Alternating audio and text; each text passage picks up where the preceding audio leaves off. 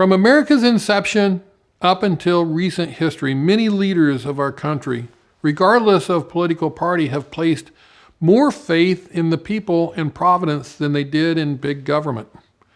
President John F. Kennedy famously said in his inaugural address, "Ask not what your country can do for you, ask what you can do for your country." 28 years later, President Ronald Reagan said, "As government expands, liberty contracts." Generations of leaders understood it as impossible for a government to solve every problem, and in fact, it often makes matters worse.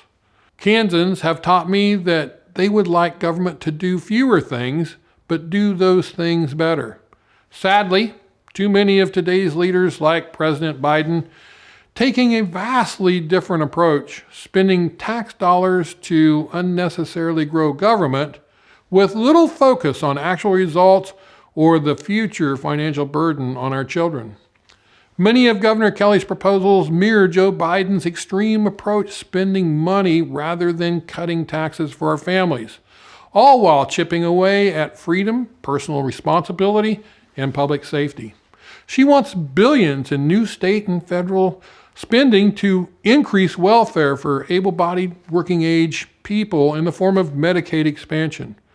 She proposed creating a big new state agency to put government smack dab in the middle of child care, after vetoing a reform bill just last year that would have cut government red tape and given parents more child care options.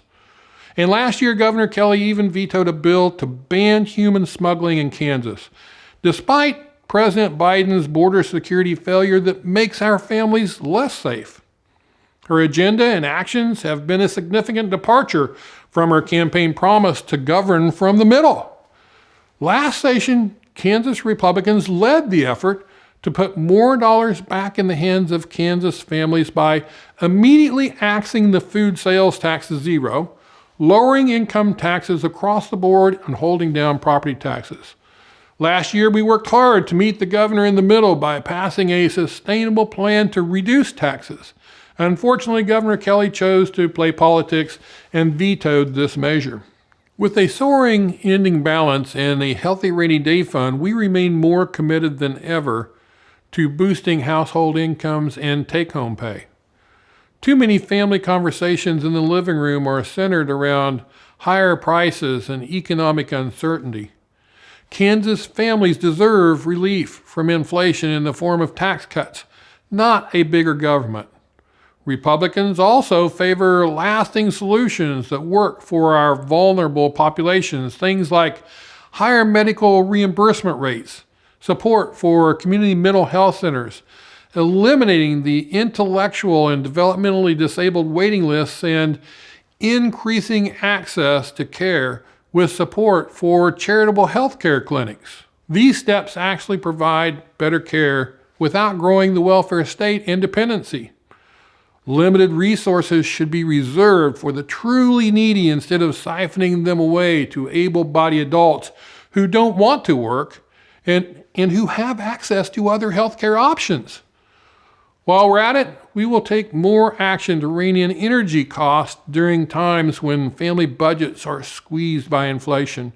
And finally, we will be ever vigilant in combating the danger posed by Communist China, cracking down on their espionage conducted by drones in Kansas, and safeguarding our farmland from foreign communist ownership are critical national security measures we can implement in the heartland.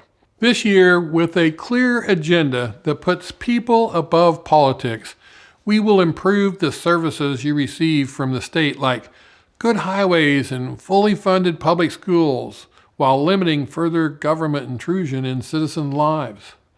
As always, Republicans are committed to our K-12 schools. Last year, Republicans led the effort to fully fund schools, raise teacher pay, increase funding for special education, and encourage education innovation to ensure Kansas kids receive the absolute best education possible. We'll do this by listening, building relationships across the political spectrum, and putting real results ahead of empty rhetoric and extreme Biden-style agendas. Freedom, liberty, and respect still mean something to Kansas. That's the Republican Better Way and our commitment to all Kansas residents for 2024. Let's keep making things better together.